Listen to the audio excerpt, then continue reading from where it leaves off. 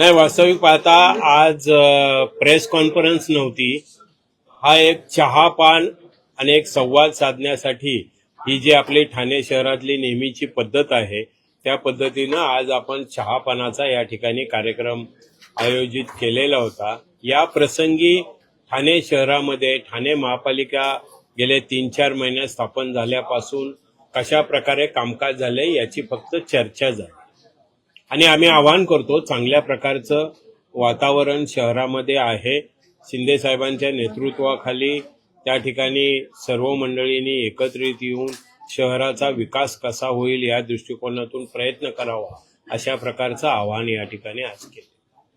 काल सर प्रदेशाध्यक्ष आलेले रवींद्र चव्हाण, त्यांच्याकडे सर्वच नगरसेवकांनी देखील तक्रारी केलेल्या आहेत की काय सांगायला? नाही, निश्चितच त्यांच्या प्रदेशाध्यक्ष आहेत. प्रदेशाध्यक्ष शहरात आल्यानंतर त्या ठिकाणी त्यांच्या वतीने काही तक्रारी केल्या असेल. प्रदेशाध्यक्ष आमच्या नेतृत्वाशी चर्चा करतील, परंतु यामध्ये असा प्रकार कुठलाच नाही की त्यामध्ये कुठल्याही प्रकारचा वाद आहे, अशा प्रकारचं नाही. कारण त्या ठिकाणी संबंधित सर्वजण एकत्रितपणे संवाद साधून महासभेच्या अगोदर गटनेत्यांच्या बैठकीमध्ये चर्चा झाल्याप्रमाणे सर्वजण वागलेले आहेत. चर्चेच्या व्यतिरिक्त कुणीही कोणताही निर्णय घेतलेला नाही.